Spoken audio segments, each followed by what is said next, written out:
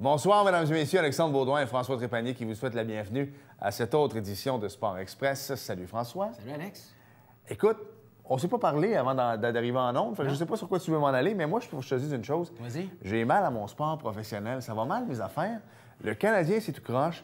Les Dolphins, c'est tout croche. Ouais, t'as-tu vu le nombre de personnes qui avaient aux Dolphins en fin de semaine? Il n'y a pas grand monde. Hein? Mais c'était pas... Il faut juste mettre un truc en perspective, là. Les gens voyageaient en fin de semaine parce que c'est l'Action de grâce en fin de semaine prochaine. Et aux États-Unis, c'est encore plus populaire que la fête de Noël. Parce qu'il faut que tu saches qu'aux États-Unis, souvent, tu nais dans un État, mais tu travailles dans un autre. Ouais. Tandis qu'ici, tu nais au Québec et tu vis au Québec. Et le match n'était pas censé être là, François. Rappelle-toi, c'est lors de l'ouragan, c'était le match qui n'avait pas lieu. Si tu veux dire les affaires... C'était quand même contre Anthony Auclair, hein? C'était contre les Bucks, exactement. Il a joué. Ouais, il a joué. Mais non, il n'y avait pas grand monde, mais c'était pas prévu. C'était pas le match initialement prévu à cette date-là. Je te donne ça. Merci. Parce que sinon, tu veux qu'on aille vite. Le NASCAR, c'est terminé. C'est Twig Junior qui a gagné. Merci. Tu voulais pas en parler à la fin du NASCAR? Non, c'est beau, la portion NASCAR est faite. Non, c'est des blagues. Je vais en parler, c'est important. Belle émission cette semaine, mon cher. On parle du Jet 3 des riverains du Collège Charlemagne. Oui, avec William Cummings et Francis Langlois, deux joueurs de Saint-Jean-sur-Richelieu qui évoluent pour les riverains du Collège Charlemagne. Il y a un match ce vendredi à Saint-Jean-sur-Richelieu au Colisée Isabelle Brasseur. Et en deuxième partie d'émission, on reçoit l'entraîneur adjoint Alexandre Tessier qui va venir nous parler un petit peu de la saison des riverains et de son parcours, lui, en tant que hockeyeur et entraîneur. Il y avait bien du monde il y a 2-3 ans. Il y en avait un peu moins l'an passé. On veut remplir le chac à nouveau, le Colisée Isabelle Brasseur en fin de semaine. Il faut se pointer, c'est du bon hockey. On s'arrête 5 secondes et au retour, notre entrevue qu'on a réalisée avec Francis et William.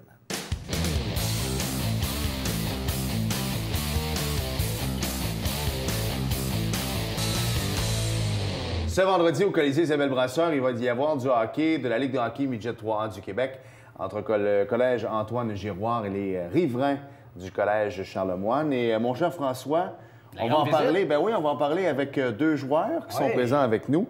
Francis Langlois, salut. Salut. William Cummings. Salut. Messieurs, William. comment ça va? Ça va bien. Oui, ça va très bien, merci. D'abord, je veux qu'on parle un peu de vos carrières respectives tantôt, mais on aime ça toujours demander à nos invités comment ça a débuté le hockey pour vous, Francis? Moi, j'ai commencé à Saint-Jean avec les Lynx. OK. Et j'ai commencé novice B. J'étais pas beaucoup de talent, mais je travaillais fort. Puis c'est comme ça que j'ai avancé dans le hockey, toujours en travaillant. Puis, pour moi, j'ai commencé aux Îles-de-la-Madeleine. Je suis né là-bas. Puis ensuite, je suis venu à Saint-Jean débuter mon hockey mineur. J'ai fait Pee-Wee 2B. Tu as commencé Pee-Wee ou tu jouais quand même aux îles avant ça? Oui, j'ai commencé, mettons, j'ai fait mon atome, puis après, je suis venu ici à Saint-Jean à faire mon Pee-Wee. OK. Là, les gars, ça joue dans le 2 lettres. Avant de se rendre dans le Midget 3, il y a beaucoup d'étapes à franchir, beaucoup d'appelés, peu d'élus. On s'entend, Midget 3, c'est quand même la ligue Midget la plus forte au Québec. Ça a été quoi votre réaction quand vous avez réussi à faire l'équipe avec les riverains, William? Moi, j'ai fait plusieurs processus. Avant, j'ai fait plusieurs camps. OK. Mettons d'été, là. Puis c'est avec ça que je me suis amélioré. Puis quand Guillaume m'a dit qu'il faisait l'équipe, j'étais vraiment content parce que j'ai vraiment travaillé pour ça. Surtout quand c'est Guillaume Latendresse qui t'annonce la nouvelle, c'est quand même... C'est quand même pas si mal. Puis lui, son hockey mineur, écoute, ça a relativement bien été. Je pense qu'il n'a même pas, tu sais, lui est passé, je pense, du Pee-Wee 2A au Bantam 2A au Midget 3. Tu sais, ça a bien été. Je pense qu'il n'a pas joué Bantam. Mais je suis content. Novice B, moi, ma fille joue Novice B. Puis souvent, les kids commencent. Puis là, les parents sont plus déçus que leurs propres enfants, des fois, qui sont dans un niveau inférieur. La preuve, les boys, c'est pas envie de commencer Novice A ou, pour jouer Midget 3 un jour, puis junior majeur comme toi, Williams aussi. Là. Faut juste toujours tu y crois. Puis moi, je pensais pas à jouer dans haut, je voulais juste jouer au hockey, j'aimais ça. Puis c'est comme ça que je me suis ramassé ici. Parlez-nous un petit peu de la saison des riverains jusqu'à maintenant. William, toi, ça va bien? Meilleur compteur de l'équipe. Vous avez une bonne saison jusqu'à maintenant? Oui, écoute, on a une équipe vraiment jeune cette année, mais moi, je trouve que quand on travaille fort, on peut vraiment apporter un autre game, puis on peut gagner des gros matchs importants. Parle-nous du type de joueur que t'es, toi, quelqu'un qui te connaît pas à la maison, il se compare à qui? Tu sais, quand on se compare souvent avec des professionnels. Je me comparais à Paul Barron, OK. des Canadiens. Je pense que c'est déjà plus grand que lui, par exemple. Ouais, Puis il a jeté les gants au dernier match. Donc, mais ouais, c'est ça. On est vraiment une équipe jeune, fait que c'est ça. Puis toi, ton rôle dans l'équipe? Moi, un joueur, un centre troisième ligne environ, bon en défensive, quand même fiable, mais qui peut apporter quand même des petits flashs offensifs. Des fois, je peux scorer, peux faire des bonnes passes. Puis toi, c'est une saison importante pour toi parce que c'est ton année d'éligibilité pour la Ligue de hockey junior majeure du Québec. Ouais, on va souhaiter la meilleure des chances, naturellement. Et toi, William, tu as été repêché par les Cataractes de Shawinigan. Tu as même joué, tu as joué en fin de semaine pour eux. Ça a été comment le camp d'entraînement pour toi? Puis la transition de retourner au midget 3, ça a-tu été décevant? Comment tu as vécu ça? Bien, au camp d'entraînement, j'ai vraiment bien performé.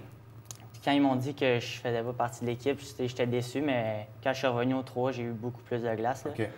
Puis Guillaume, ça fait ma deuxième année avec lui, fait qu'il il me fait plus confiance là-dessus. Puis en fin de semaine? Ouais. En fin de semaine, tu as un appel, tu as eu un coup de téléphone? Conte-nous ça, comment ça se passe? Dimanche passé, j'ai eu un appel du directeur général des Cataractes. Puis il m'a annoncé que je faisais ma première partie. C'est vendredi au Centre Vidéotron. À Québec. En plus, tu commençais pas n'importe où. Non, c'est ça. Mais ça a vraiment bien été, ouais. Tant mieux, c'est fun. Toi, tu te mets-tu beaucoup, tu sais, parce que tu côtoies des gens qui ont été dans le junior. Ton coach a joué dans le pro, il a joué pour le Canadien de Montréal, entre autres. Est-ce que tu te mets une certaine pression de vouloir être repêché ou encore là, tu ne changes rien à ton match? Puis... C'est sûr, quand tu vois des gars avec des calepins dans les estrades, tu as une petite pression, mais tu essaies de pas penser à ça. Tu veux juste jouer le meilleur match possible pour ton équipe. Les gars, on a parlé de Guillaume Latendresse un petit peu. Parlez-nous-en de Guillaume comme coach, comment il est. Nous, on le connaît comme joueur de hockey qui a joué dans la Ligue nationale, mais comme entraîneur, comment il est? Comme coach, je dirais que, mettons, quand tu lui donnes vraiment sa glace, il va t'en donner, mais mettons, si tu de la patte un peu, ben il va Sois pas paresseux. Non, c'est ça. Vous avez quand même des gars à suivre parce que les riverains, ça fait longtemps que ça existe. Il y en a des gars sur qui vous pouvez vous baser parce que, bon, Guillaume a joué pour les riverains, entre autres, là, mais il y en a plein. Avec le Canadien de Montréal, en ce moment, tu as un petit gars de Wiganfield Park, là, comment il s'appelle? Torrey Mitchell, qui a joué pour les riverains également. Donc, tu sais, vous avez pas des idoles, mais vous savez que vous êtes sur le bon chemin aussi. Oui, on est s'aligné. Vous êtes s'aligner, exactement. À quoi ça ressemble? Parce que nous, on le prône souvent, les études, le sport. Dans votre cas, à vous, c'est le hockey. Vous n'allez pas à n'importe quelle école. T'sais, au-delà de jouer pour les riverains, vous allez quand même au collège Charlemagne, on va se le dire, c'est un bon collège. Comment ça fonctionne, les boys? Je sais que vous levez de bonne heure aussi. Ouais. Mais ça, on commence vraiment tôt, puis on a seulement 3 périodes, fait que c'est difficile, mais quand tu as juste à travailler, puis tu arrives chez vous, tu fais tes devoirs, puis tu vas être correct. Là. Okay. Mais parlez-nous un peu d'un horaire type. Ça peut ressembler à quoi une semaine pour vous autres? On se lève à quelle heure? Combien de pratiques? Les matchs? Mais là, vu qu'on reste à Saint-Jean, puis c'est à Sainte-Catherine, on se lève quand même moi, je me lève à 5h30. Okay. Le boss part à 6h. Après, on fait nos 3 périodes. Moi, je reviens chez nous à 4h pour faire les devoirs. On n'a pas juste les devoirs, mettons. Tu sais, c'est là que tu vois que la vie d'hockeyeur, c'est jet set. Le gars est meilleur marqueur des riverains, un des meilleurs pointeurs de la Ligue Midget 3. Ça a joué junior majeur la semaine passée, puis ça prend le bus à 6h le matin. C'est pas si pire pareil, hein? Fait que là, vous autres, vous venez jouer à Saint-Jean-sur-Richelieu, dans votre patelin. Comment vous sentez? Parce que c'est le fun, vous jouez quoi une fois? À cette heure, les riverains viennent une fois par année maintenant. Tu as déjà vécu l'expérience? L'année passée? L'année passée, Comment ça vous fait de revenir chez vous? Ben, c'est toujours le fun de revenir jouer, mettons, sur le Colisée Isabelle Brasseur, que tu as commencé, tu as fait tes débuts dans cette arène-là. Fait que c'est toujours le fun. Toi, Francis, ça va être une première? Ouais, t'appréhendes le moment? J'espère que mes chums vont être là. Puis, l'invitation est lancée. J'espère qu'ils vont te regarder à la télé. Exactement. Vous allez venir, les gars. C'est ça, j'ai vraiment hâte.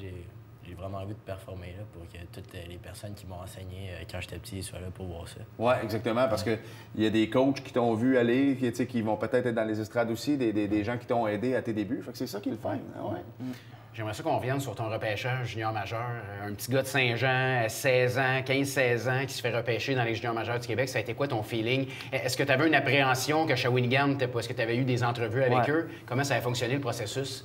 Bien, au mois de mai, j'ai rencontré le recruteur en chef des Cataractes. Puis ça avait bien été mon entrevue, mais tu sais, je n'étais pas trop sûr parce que j'avais rencontré 9 équipes au total. Fait que, tu sais, je me posais plusieurs questions qui allaient me repêcher, puis même si j'allais me faire repêcher. Puis quand je me suis fait repêcher, on a mis mon nom, toute ma famille était là. C'était vraiment... Quelle ronde? 9. OK, excellent. 9e ronde, Fait que toute ma famille était là, fait que c'était vraiment un beau moment. Ça ressemble à quoi, William, une entrevue avec un recruteur d'une équipe junior majeure? On parle de ta vie, on parle de... Notre saison en général, l'année dernière... Est-ce qu'on rentre dans la vie personnelle? C'est quoi tes hobbies? Qu'est-ce que tu fais, ta famille? Est-ce qu'on s'informe là-dessus? Non, OK. Plus les parents, là. Plus tes parents, là. OK. Il faut que je pose une question, parce que quelqu'un m'est arrivé avec ça tantôt, mais pas à savoir si j'étais pour aller le voir. Il y a eu un film à Pee-Wee 3D qui est sorti il y a peut-être 3-4 ans. Là, c'est Junior et Majeur qui sort en fin de semaine. C'est un peu dans votre univers, les boys. Est-ce que vous allez aller voir ça? Ouais, c'est sûr. Tu sais, vous le vivez, là. Vous avez quel âge? 15, 16, 17. Les filles commencent à rentrer. Puis Dieu sait, quand tu joues midget 3, c'est drôle. Non, mais c'est vrai, l'année d'avant... C'est drôle, les deux rougis pendant que tu sais, sais. l'année d'avant, ils te regardent plus ou moins. Là, tu as fait le club cette année-là. Salut William, Francis, comment ça marche avec son âge? Je sais, c'est le même que ça marche. Moi, ça m'est jamais arrivé. Mais non, mais vous allez aller voir, ouais, c'est vraiment... Ouais, j'ai vraiment hâte. Non, je pense que ça va être un bon film. Ben, je pense que oui. Non, mais c'est vraiment votre univers. Fait qu'on ne pourra pas être plus là-dedans. Vous jouez vendredi, après ça, naturellement, la saison se poursuit. Qu'est-ce qu'on peut vous... C'est quoi les attentes de la direction? Pas juste envers de vous autres, mais envers de l'équipe également pour le reste de l'année? Ben, on n'est pas vraiment une équipe. Ben, on est talentueux, mais c'est vraiment en travaillant fort qu'on peut aller chercher des gros matchs. Puis, ouais. C'est comme assez souvent la pédale dans le fond jusqu'à la fin de la saison. C'est vraiment ça le plan de match. Ouais. Puis, donc, c'est ça. Puis, vous allez faire les séries éliminatoires probablement cette année. C'est un peu tôt, mais vous êtes parti pour ça. Fait que, non, honnêtement, ça va être une belle fin de saison. Dernière question par rapport à ton hockey junior. Est-ce que tu peux être rappelé à l'âge que tu as puis terminer la saison avec eux? Junior majeur? Ouais. Ben, après la date limite, c'est après Noël, je pourrais me faire rappeler. À temps plein. Entre-temps, tu pourrais juste aller par mesure d'urgence ou s'il y a des blessés. Comme la semaine passée, je suis allé... dépanner. Oui, c'est ça. Mettons, s'il y avait un joueur blessé ou suspendu... Mais après Noël, tu peux y aller. Oui, après Noël, oui. En tout cas, je trouve ça le fun parce que deux beaux exemples. Repêcher 9e ronde. Tu sais, des fois, le gars peut dire regarde, 9e ronde, ça a été un des premiers à appeler. Puis persévérance, belle saison cette annie. Francis, joueur défensif, mais quand même, ça se voit de plus en plus dans le hockey aujourd'hui. Des jeux très structurés, fait qu'on en a besoin. Notre invité en deuxième partie de l'émission va nous en parler. Alex Tessier va parler de ça avec nous. C'est là que tu vois que chaque personne a son rôle. Les boys, continuez, honnêtement, vous êtes des beaux exemples. Vous réussissez dans vos études. Vous jouez au hockey. Beau bonhomme. Vous venez de Saint-Jean. Vous venez de Saint-Jean sur Richelieu. Bon match en fin de semaine, messieurs. Belle fin de saison. Profitez-en. Merci. Salut.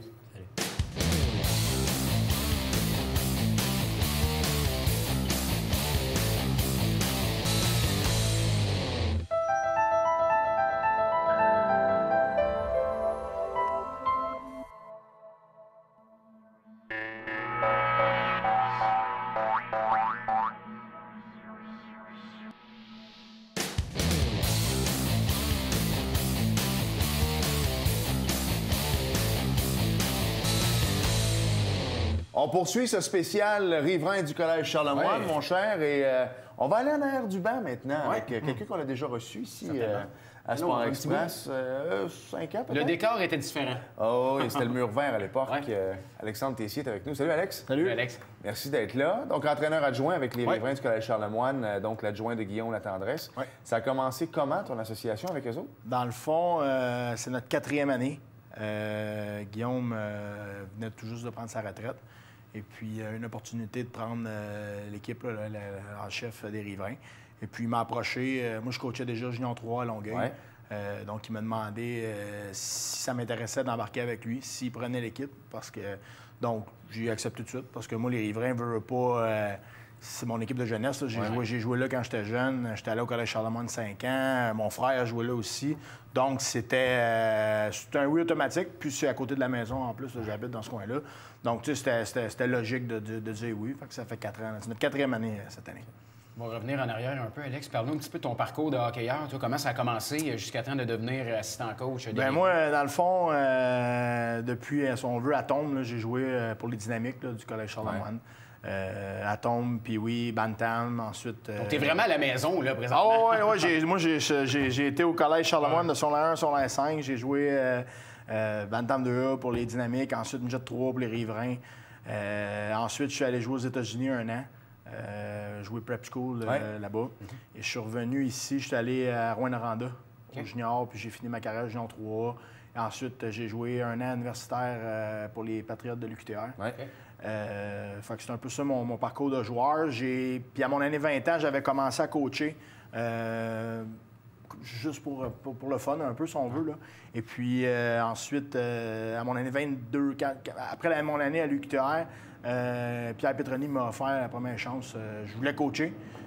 Puis il m'a offert d'aller avec lui en arrêt du banc, Junior 3 à Longueuil. Donc j'ai coaché à Longueuil 50 ans. J'ai arrêté, puis j'ai recommencé un peu. Puis c'est là que Guillaume C'est fou, moi, pour couvrir les activités du Junior 3A, puis pour connaître Pierre également, Pierre, il redonne pas mal parce que, tu sais... Pierre, honnêtement, il est vraiment généreux envers tous ses anciens joueurs.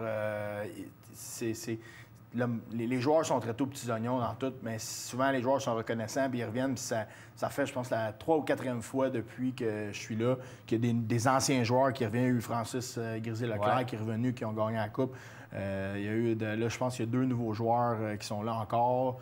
Donc, c'est souvent des anciens joueurs qui reviennent. Bonne mémoire. Mais en même temps, Pierre a tellement d'expérience au niveau de la Ligue, puis au niveau du coaching, que c'est facilement un bon mentor pour apprendre à coacher. Puis moi, j'en suis reconnaissant à 100% de lui là, pour ça.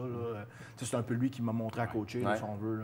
Parle-nous de tes tâches, Alex, avec les riverains, tes responsabilités. Qu'est-ce que Guillaume te confie? Dans le fond, les premières années que je suis arrivé, je coachais les défenseurs. Et puis, pour les 2 premières saisons. Et puis, depuis l'an passé, je m'occupe des attaquants. Parce que moi, je ne veux pas, à la base, j'ai joué à l'avant toute ma vie. Et puis, là, on a eu Danny Grou qui a joint le groupe d'entraîneurs. Donc, lui s'occupe des défenseurs. Donc, moi, ma responsabilité, c'est plus les attaquants. Tout au niveau des corrections, au niveau de... plus spécifique, là, un peu. On essaie d'avoir le plus d'âge spécifique. Moi, je m'occupe beaucoup des avants, Danny, des défenseurs. Guillaume gère un peu le tout au complet. Mais on est vraiment une équipe. Il y a plein de choses. Là. On parle de l'avantage numérique, des avantages numériques. C'est assez général. Tout le monde s'occupe de tout. Là. On essaie de se compléter le mieux possible pour ça. Quand tu arrives adjoint, par exemple, de quelqu'un qui est là depuis longtemps, ça peut être différent. Là, toi, tu arrivais, je pense que le Québec au complet avait resté surpris un peu que Guillaume parte, prenne sa retraite. Il n'y avait pas vraiment d'expérience dans le coaching, on va se le dire. Première expérience en chef Midget 3A. Il remplaçait quelqu'un, Martin Russell, qui était toujours bien là depuis une dizaine d'années et qui l'avait coaché également. Quand tu es arrivé, est-ce que ton rôle a été plus accru dès le départ? Parce que là, lui, quand même, ça y prenait des repères. Oui, c'est sûr que oui, au début. Je dirais c'est plus au niveau des entraînements. Moi, je veux pas, j'étais habitué de donner des pratiques là, depuis... j'ai travaillé au Collège Charlemagne au sport-études depuis que j'ai l'âge de 20 ans. Donc, ça faisait une dizaine d'années que j'étais habitué de donner des pratiques. Là. J'en donnais, je ne sais même pas dire combien par année. Là. Et puis, dans le fond, ça a été plus au niveau des entraînements, les structures d'entraînement. Au niveau de la game, les changements, veux pas, ça reste... Tu prends un... si on veut dire un feel de ton banc, de tes joueurs, à connaître tes trios, connaître les joueurs. Ça, c'est quand même venu assez vite pour lui. Je dirais qu'il était assez naturel pour ça, mais veux pas, quand tu as joué, si tu es le moindrement attentif à quand tu joues, de la manière que le coach roule le banc, donc ça n'a pas été un gros ajustement, mais souvent, quand tu as des joueurs qui jouent, eux autres. Ils pensent à rien d'autre, puis ils ne regardent pas ce que le coach fait. Mais Guillaume était quand même allumé sur ces choses-là. Donc, l'ajustement en arrêt du banc, durant les matchs, a été assez vite. Je dirais que c'est plus les entraînements qui c'est du galon, les exercices, les timings un peu. Ça a été plus ça, mais oui, au début, peut-être un petit peu plus. À cette heure, ça va bien, ça roule, puis aucun problème. Là, à pratiquer 5 fois semaine, c'est ça. Ça s'apprend vite, puis c'est un beau calibre. C'est un beau calibre. C'est un calibre très fort pour apprendre, on s'entend. C'est pas du pee-wee. Mais en même temps, veux pas, c'est un très beau calibre. Les jeunes sont tellement dédiés, puis veux pas, c'est le tremplin que le junior majeur. Les jeunes sont à 100% dans tout. Là. Vous jouez à Saint-Jean-sur-Richelieu ce vendredi pour la 3e fois. Vous avez une fiche immaculée, fiche parfaite jusqu'à maintenant. Ça va bien. Du bois, on va souhaiter que ça se poursuive. Il y a plusieurs gars de Saint-Jean dans l'équipe. On en avait 2, Francis, William, à l'émission ce soir en même temps que toi. Parle-nous un petit peu de ces 2 joueurs-là qui étaient nos invités en tant que coach. C'est 2 bons joueurs. Non, William, c'est sa 2e année. L'an passé, je pense que c'est un joueur qui est parti loin un petit peu. Il a joué avant, il jouait aux Oursons ici, je pense, à Saint-Jean. Il est arrivé au Midget Espoir, on l'a pris l'an passé. Je pense qu'il a fait... disons que tout le mérite est à lui. Là. Il s'est développé un petit peu plus sur le tard à comparer d'autres joueurs. Et puis, il a pris les bouchées doubles. C'est un joueur ultra rapide, probablement le joueur le plus vite dans la ligue. Là.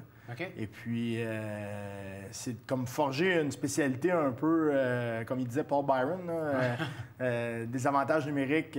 Donc, c'est ce qui a fait, si on veut, son pain et son beurre.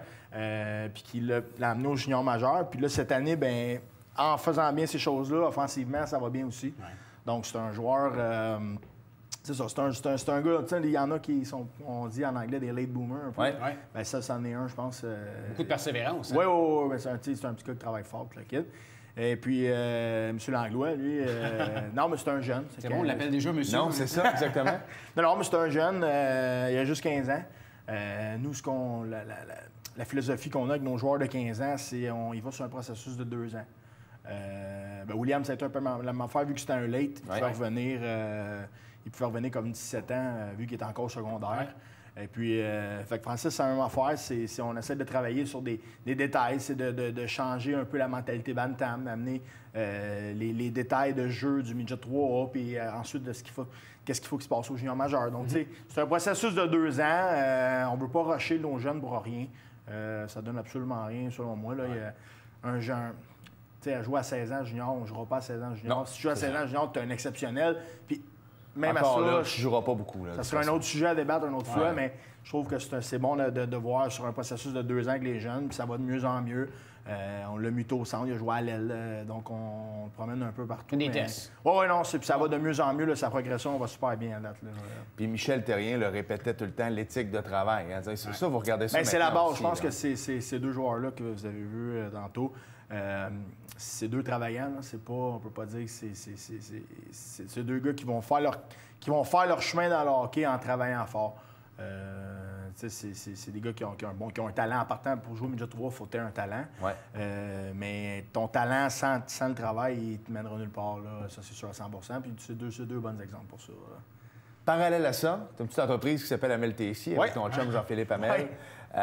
Parle-nous-en un peu. Vous étiez venu à l'émission nous en parler, entre autres pendant le lockout. Vous aviez pris en chasse les joueurs du Canadien. Léger mandat. Léger mandat. À Candiac, à l'époque, quand il n'y avait pas de complexe Bell à Brossard.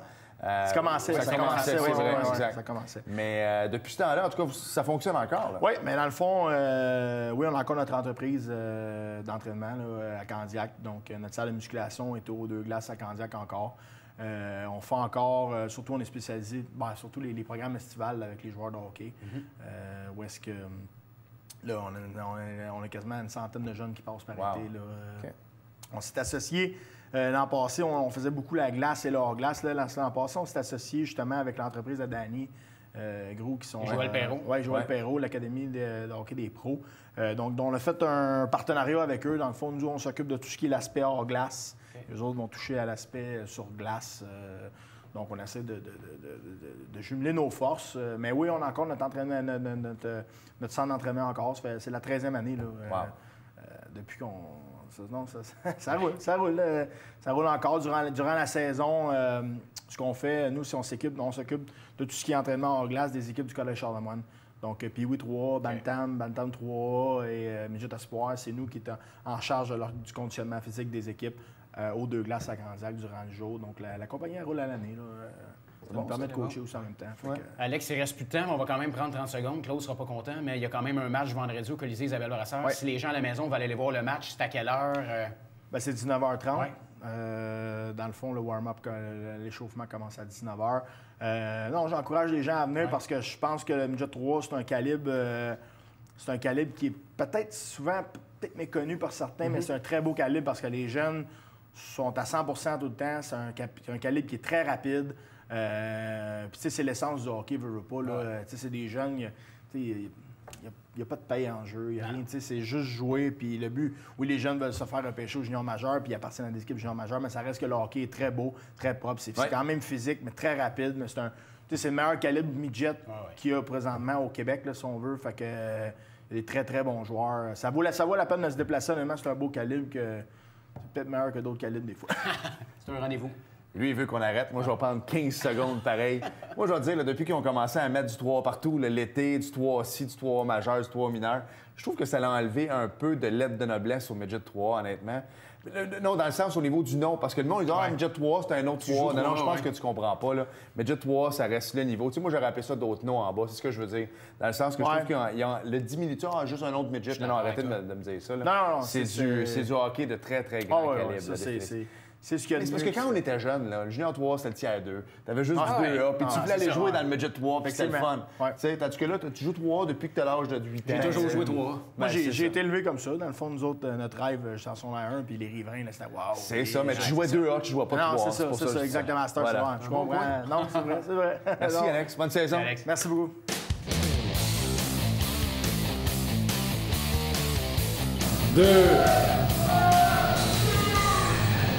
Nous sommes de retour à Sport Express et Alex, enfin, je te le dis, c'était la finale Oui, de monsieur. NASCAR.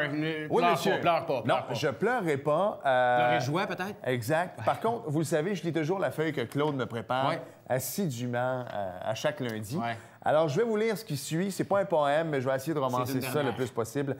Donc, dimanche dernier était présenté le Ford EcoBoost 400 sur le Homestead Miami Speedway en Floride. Je sais pas s'il y a une petite chanson en arrière. Il s'agissait de la dernière course de la saison 2017 qui avait pour but de couronner le champion de la saison entre Kevin Harvick, Kyle Busch, Martin Truex Jr. et Brad Keselowski. Et personne ne méritait plus la victoire, mon cher, que Martin Truex Jr., qui a vrai. été dominant tout au long de 2017 avec un 8e triomphe en 19 étapes, donc de remporter cette saison. Suite à une relance de 34 tours, avec 34 tours en fer, pardon, Truex Jr. a résisté, mon cher, à la menace du Bravo, finaliste Martin. Kyle Busch pour remporter les grands honneurs. Kyle Larson, marque de bateau, gagnant des 2 étapes de l'épreuve. Kevin Harvick, autre finaliste, et Chase Elliott, bien connu dans sa famille, ont complété le top 5. Le 4e finaliste, Brad Keselowski, n'a pu faire mieux qu'une malheureuse 7e place. Et on savait déjà que cette course serait la dernière de Dale Earnhardt Jr. à titre de pilote à temps plein. Lui qui débutera une carrière de commentateur pour le réseau NBC l'an prochain. Par contre, il y a d'autres vétérans qui pourraient se retrouver au volant, sans volant l'an prochain. On parle de Matt Kenseth, Casey Kane, Danica Patrick, mais elle, c'est sûr, non, c'est terminé. Elle en fait 2 l'année prochaine. Le Daytona, puis... On va se concentrer sur Instagram, c'est ça? Les 500 000 d'Indianapolis. Ah, elle a fait son argent, elle. Alors, la prochaine course, mon cher, c'est dimanche, le 25 février prochain, le Daytona 500, en direct de Daytona, en Floride. Connaissant notre ami Dédé, je suis persuadé que là, il y a des confettis qui vont apparaître, des ballons, c'est la fin du NASCAR. Merci, François. Merci, Alex. Merci à nos invités. Merci à vous d'avoir été là. Et on se reparle la semaine prochaine. Salut. Bye-bye.